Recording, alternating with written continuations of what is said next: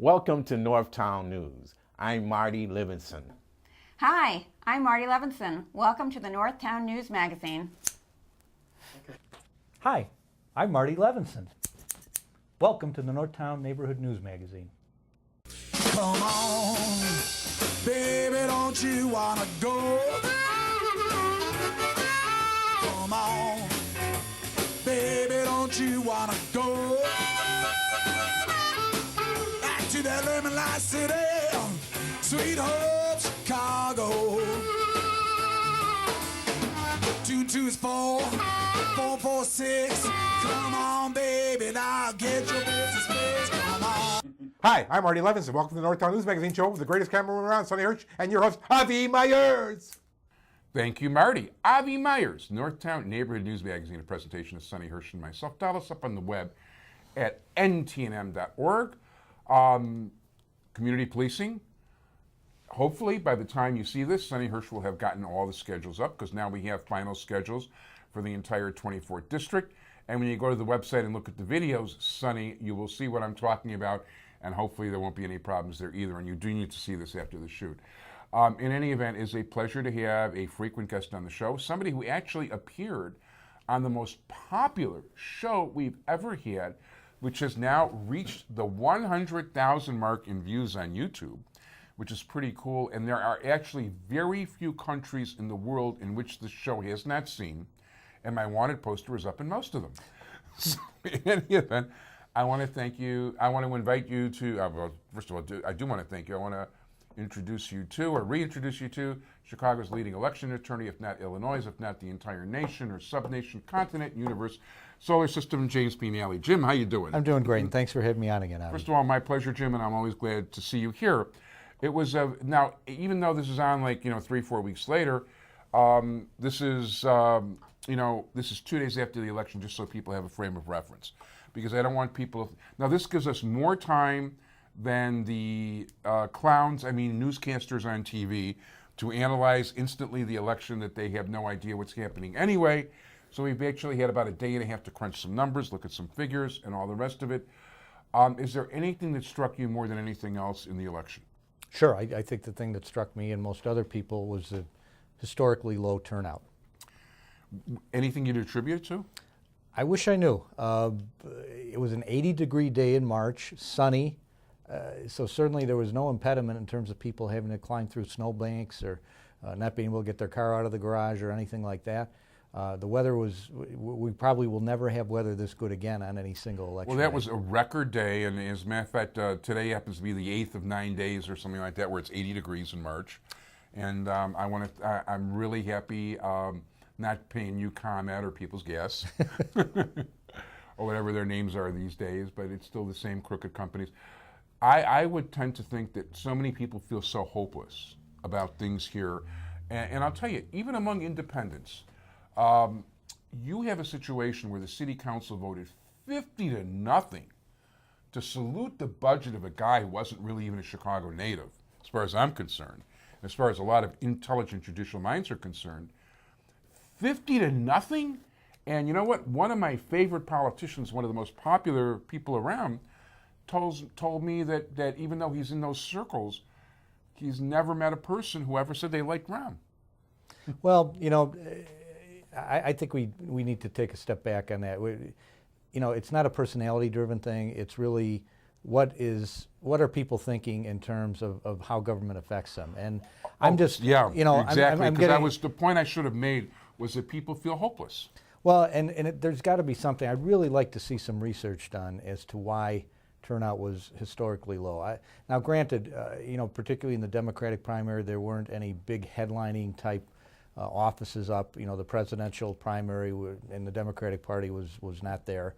But just the idea that 22 or 23% of the entire electorate turned out on a day that was beautiful, in a time, as we've talked about before, Avi, in a time when voting is about as easy as it can get. You can early vote at various locations throughout the county and city. You can get no-fault absentee now, where you just send a form in and say, send me a ballot. It will be sent right to your house. You can sit at your kitchen table and vote and drop it in the mail. Yeah. The weather cooperated. there's something going on where people do not want to participate in party primaries, under the best conditions and as easy as it is for people. And I don't know the answer to that, but I'd be curious to find out if somebody's doing some research on it. Well, one of the things that I saw, and this neighborhood is not representative in particular, and Jack Lahane, who was chronologically, in terms of my shoot, was on earlier today. He might be on a later show, I'm not sure about that. But he went through some of the numbers with me, and I also made a point of looking at Republican numbers yesterday. Because of that 22%, the amount, for instance, in the 50th Ward, where there are no Republicans, I mean, I remember when the Democratic committeeman would have to have people register Republican to get a ward committeeman elected, a Republican ward committeeman, there were 1/3 of the ballots taken were Republican. That I can somewhat understand, Well, presidential because election, of the presidential election. Yeah, I mean the Republican, primary had an actual presidential race. One of the two wards I noted in the 19th ward, which he had a little over 10,000, they had the best turnout in the whole city. They had a little over 10,000 Democratic votes. They had 4,200 Republican votes. But in the 42nd ward, which is like near north and all that, there were 4,600 Republican voters. Well, actually, the 42nd ward, when you look at it, there are a lot of business people who live there. That's kind of the near north side and the lakefront. Mm. And there are a lot of people who work downtown who are business executives who tend to be Republican. And one thing we have noticed in the city over the last several years, Avi, is those voters who maybe in the past had lived in suburban areas and commute into work, there are a lot of people now who live in the city, walking distance to work or a very short ride on a bus or a train. That's a phenomenon that's been seen in that area of the city probably over the last 10 years growing, the number of Republican voters who take Republican ballots as well. That's interesting, and you know what, I never thought about that, but you're right, because people have moved from the suburbs to downtown. And a lot of the people in that area, it's a fairly affluent area, so people who are living there tend to be upper level executives, people who can afford to live in that area. And by their nature, their inclination economically and other things tend to vote more Republican. I would have actually liked to have voted in the Republican president. In some states you can vote race by race. Right. It's interesting. A lot of people thought that was the way it was in Illinois. I talked to a couple of election judges, and they had people coming out of the voting booth saying, hey, wait a minute, I want to vote for the Republican primary for president, but then I want to vote for judges in the Democratic primary. And had to be explained to them, you have to make a choice and you can't have both. Because it is a dichotomy. This election, on the national level, the Republican primary is where it was at in terms of any type of a contest. But, as usual in Cook County, for judges in particular, the people who run in the Democratic primary are the people who will be elected in November, because in most cases... Always, and that's why I always take a Democratic ballot here. Yeah, in most cases there won't even be a Republican candidate on the ballot in November opposing them. I went Republican I think in 1984, and the reason I went Republican is because I was a Project Leap election judge. Right, and as you pointed out before, to be a Republican judge, you have to vote in that primary. So there are reasons why people would do that. But it is interesting to me that so few people, even with the Republican primary drawing people out for the presidential race, so few people just didn't bother to vote when it's so easy to do it. Now, what was interesting actually, and this is more generalities, and it started striking me last night when I started going through the numbers, but more so when I was looking at Jack Lahane's number, because he concentrated, because of his blog For What It's Worth, on judicial stuff. The percentage which is, if you want to learn about legal issues in the judicial system, is the best blog out there by far. It is so far and away. It is a fantastic blog. I highly recommend it. As a matter of fact, Jack's going to be back at the next shoot because we ran out of time. I want to talk to him more about all this stuff. He is so knowledgeable about it. And it's also a great platform for our show. All the judicial interviews we did, and we had like around 3 dozen different candidates, he aired every single one of them. And God bless him. He does a really great job. I know many, many lawyers who read that on a regular basis. And even if you're not a lawyer, if you want to learn about the legal system and about the judiciary, that is the single best place to go. And the other thing I like about it is Jack's not one of these people who publishes wild rumors or something that somebody told him fifth hand. the information he puts on there is reliable It's information. reliable, it's responsible, and as a matter of fact, I know myself because I use it for my own research, and I've never found a single wrong thing, inaccuracy, or lie on this thing ever, except by the candidates themselves. Yeah, well, And I shouldn't say that because, like, the judges are really much better than the regular politicians about honest and forthright about themselves. yeah, well, I mean, think of the office that they're running for. The whole office involves integrity and honesty and doing the right thing. So Yeah, you would hope, basically. Let me ask you a quick question. I know that the Chicago Bar Association, and you know what, we were talking about fundraising, and before I say that, because I don't want to get off the subject completely, the dropout rate for judges was lower than I've ever seen it. In the 50th ward here, 75% took a judicial ballot, but in so many, it was virtually under 20% throughout the whole city, which I think had a lot to do with the fact that you're talking about the professional political people are the ones that voted. and the only contested races, by and large, on the ballot were judicial races. Very So, true. But if you took a ballot, at the top of the ticket, the only major countywide office that was contested was clerk of the circuit court. Yeah, where you usually got 40% judicial dropout, this time it was less than 20 almost everywhere. Yeah, I think that the people who did vote, it was probably actually part of their motivation that they wanted to vote in the judicial elections that brought them out. The discouraging thing is that the overall number of people who just came out to vote, no matter what, Republican, Democrat, whatever, was so low. Well, one of the things I was able to ascertain, Michael Strom and Jack Lahane both talked about it. Michael Strom thought that there were two major factors involved in a candidate winning. One was organization support, the other was Tribune editorial backing. Jack Lahane agreed in part. For instance, in the A sub-circuit where Ehrlich won, he had the Tribune endorsement. But he said of the 24 contested races, he was able to trace who the machine was actually backing. They won 20 of them. Well, Which is much higher. It's usually 50-50. low turnouts always favor organizations. Yeah, nobody can say it's the snow this time. Yeah, low turnout. So that's probably a 100-year truth. Yeah. That there are a core number of people that a political organization can motivate to come out to vote, and they'll come out and vote along the lines of what the organization is recommending, and that's still true. So when you only have 20% turnout overall, a much bigger chunk of that 20% of the people who actually vote are people who are organizational voters who tend to be very very loyal to the party, Democrat or Republican. Yeah, because their jobs or their spouse's jobs or whatever else. Yeah, they're the motivated, people who self-identify, I am a Democrat, I'm a Republican. Whereas, most people are somewhere in the middle and say, I support Democrats, sometimes Republicans. So in a low turnout primary, a much larger percentage of the people who actually vote are going to be your really hardcore party people. And I think that in part is what accounts for the results in this election. Now, one of the things you mentioned earlier, and I've got a choice of two directions to go, but we'll get to Derek Smith later.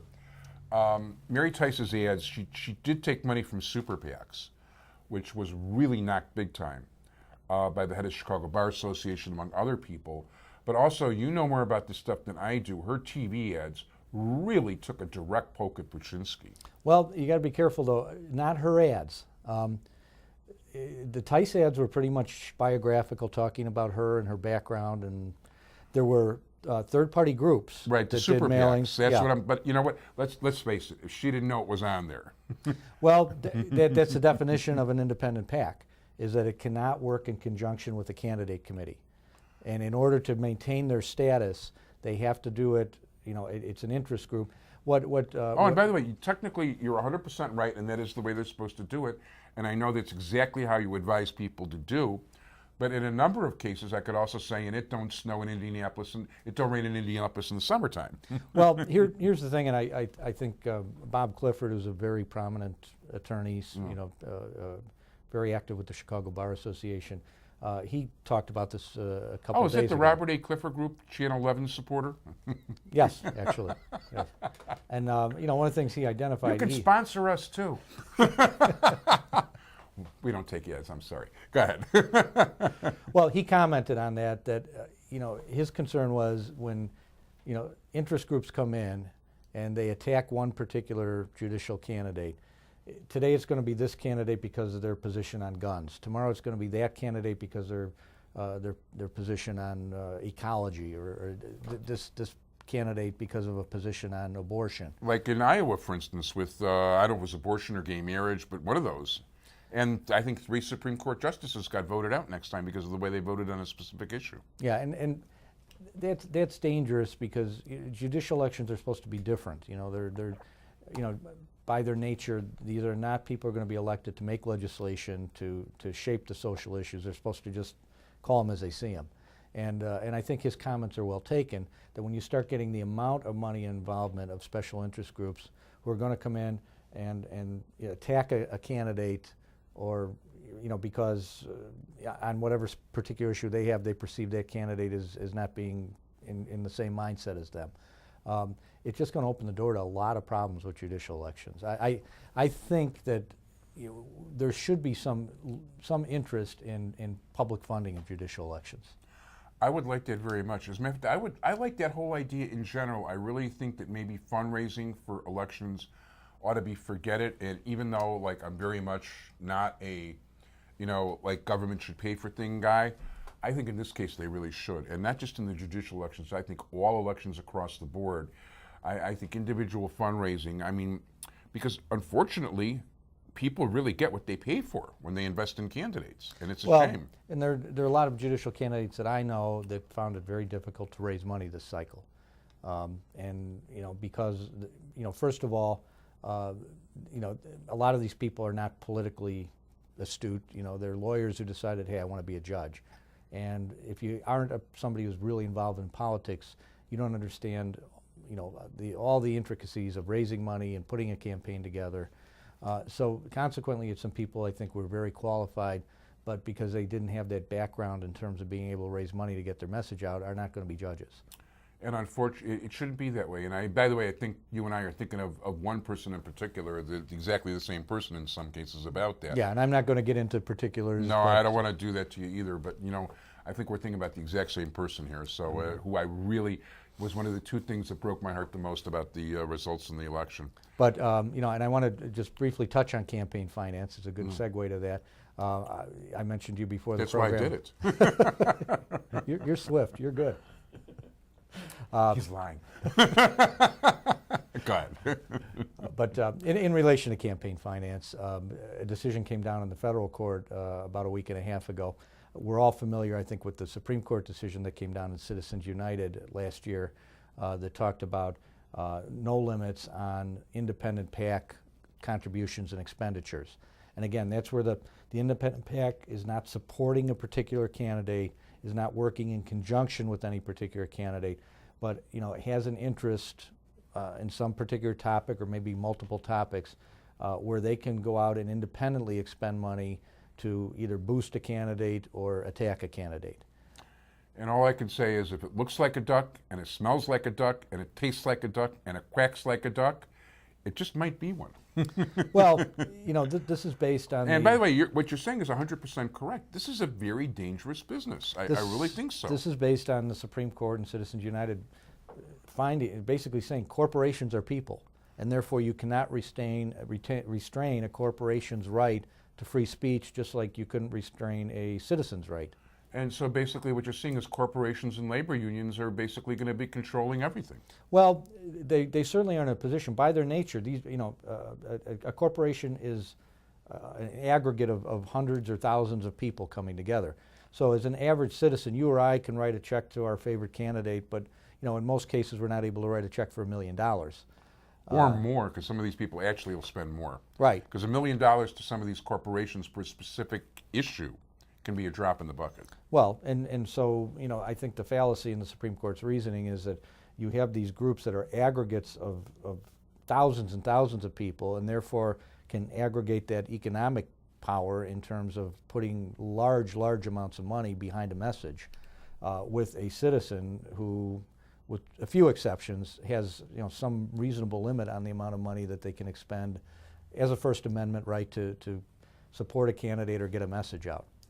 And the federal court here in Chicago, based on a lawsuit that was filed against the Illinois Campaign Finance Act, which, as you know, was just changed January 1 of 2011 for the first time to put limitations on donations to political candidates in Illinois. But unfortunately, it also opened the door for the heads of parties like Michael Madigan or John Cullerton to be able to have like a ton of money to be able to do these things. There were different levels set, but for the average candidate, what it amounted to was nobody could give more than $5,000 individually. Which is great.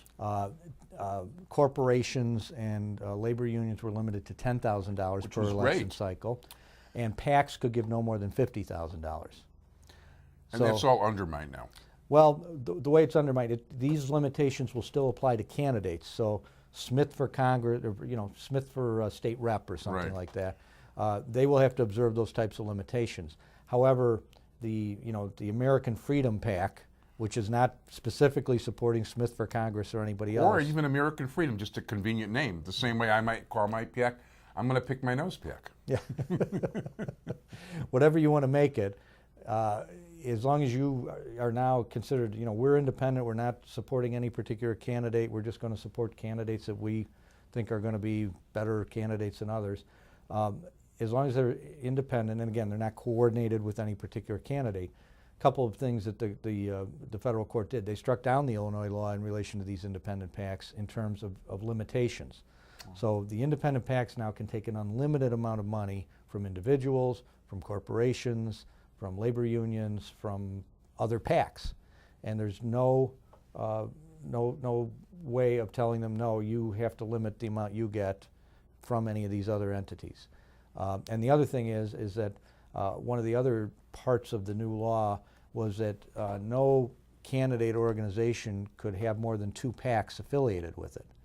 So you could be, say, the Democratic Ward Committeeman of the 51st Ward. You could have a 51st Ward Democratic campaign committee, which could take donations. And then you could also be, alderman of the 51st Ward, and you could have a committee, Smith for alderman. Yeah. As far as, again, for these independent PACs, and the federal court relied strictly on the Citizens United decision, it said that under that decision, you also can't limit the number of PACs that these independent groups can put together. So a particular interest group can have multiple PACs. Wow. So it's really kind of blown out of the water all the underpinnings of the campaign finance law that was passed in Illinois and just took effect a little over a year ago when it comes to these independent groups. Wow. It's a lot to take in, but it's going to have a big effect, and it's something that we'll be talking about more because it's really going to have a big effect. Now, there's one additional case I just want to make you aware of. The rationale behind these limitations was that the legislatures found that it could lead to corruption, that it would unduly influence candidates, and that's why these limits were placed on the donations. And in Citizens United, one of the things that the Supreme Court said was, we don't see anything in the record here saying that this law related to independent PACs, which would affect corruption or is designed to prevent corruption or demonstrated record of corruption. Now there is a case coming out of Montana where they had a similar law. And in Montana there were specific factual findings that these independent groups could undermine the democratic process by essentially targeting people, not having the same, and the candidates wouldn't have the ability to fight back because they have limits and these groups didn't. Ah. And the factual findings there were such that the Montana court said, no, these limitations are proper. That case is wending its way and may end up before the U.S. Supreme Court.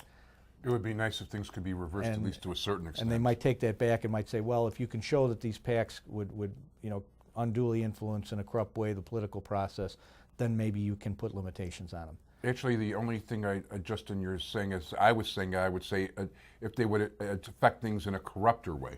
But that's well, 6 of one, half a dozen of another. So I don't think this issue is settled, but for the time being it is. I hope not, and you know what, I thank you for at least the ray of hope that we might have something coming up in the future.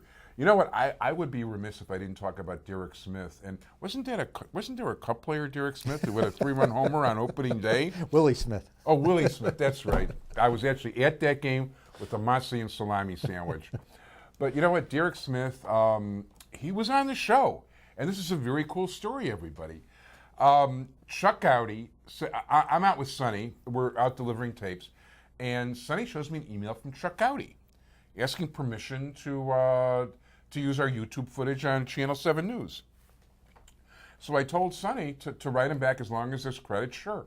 So when I got home, I had an email too from Chuck Gowdy. I said, I know Sonny already answered you when I was talking to Sonny about it, but absolutely, you have blanket permission to use our footage anytime as long as you give us proper credit. So anyway, I watched the segment, and I actually have it recorded, and I have it bookmarked, and I put it on Facebook and all the rest of it. And what it was involving Derek Smith. The FBI had him wiretapped, and the conversations with him about bribes were compared to YouTube footage of Derek Smith talking. And apparently, they used the footage from our show, to make that connection. So we're very honored, FBI, and hey, Sonny's went to the FBI Academy, Citizens Academy, and all that. We're always happy to help, and I think that's really cool. But That's why people should watch his show, because you really are a trendsetter. Well, thank you. I try anyway. And let's put it this way: I certainly don't pay attention to convention.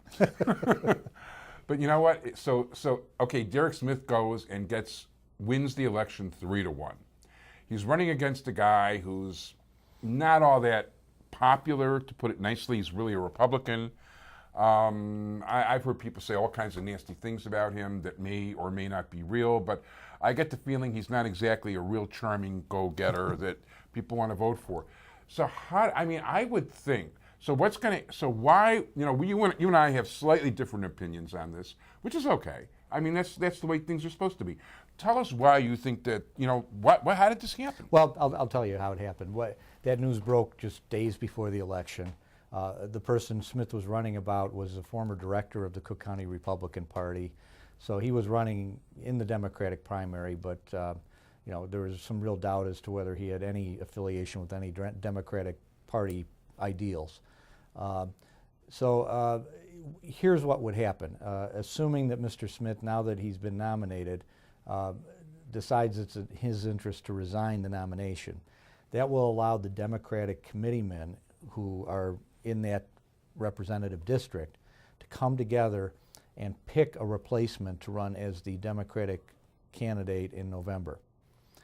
It will also allow them, he's currently sitting in the legislature, yeah. And by a separate procedure, they can also name, if he resigns from the legislature, they can name somebody to fill out his term till the election. Okay, you know what? We talked about this before. I'm actually going to give you a different answer than I gave you last time. I don't want to throw you, but I just had a chance to think about the situation. You know what? Even though one of them is somebody I think very highly of, those Democratic committeemen, those are the same guys that appointed Derek Smith, because he was never elected. He was appointed to that job. Okay? So the same, cats in the hen house or whatever, or the fox in the hen house, is going to do it again. But more so, I was thinking that the right way to do things is maybe let's do things the NFL way. First of all, let the commissioner punish the Democratic Party with the loss of a first and second round draft pick the next 2 years and a loss of a state representative. But that's not the way it works at all. So, well, I am sure the committeemen are going to be much, much more careful vetting whoever they decide to appoint. And let's understand that some of those committeemen are really good people Yeah. that I really think highly of. And I know it was a surprise, big surprise to at least one of them. And I know that somebody I know who was representing Smith, dropped out so fast it wasn't even funny, and I give that person credit for it. I don't want to name their name. But at this point, we're actually out of time, and we could talk another 4 or 5 hours. But the show only gets to run so long. I want to thank you very much, and I want to thank you also for being my hosting with me on Election Day. I love that before show. election, I love that show too. It's always terrific. Jim Nally, the finest election lawyer in the history of election lawyers in the city of Chicago, county of Cook, state of Illinois. 312-422-5560. I want to thank Sonny Hirsch, my entire technical crew. Thanks, everybody, for joining us, and we hope you'll come back on soon, Jim. All the very best. Thanks, Avi. Thanks very much. Thank you.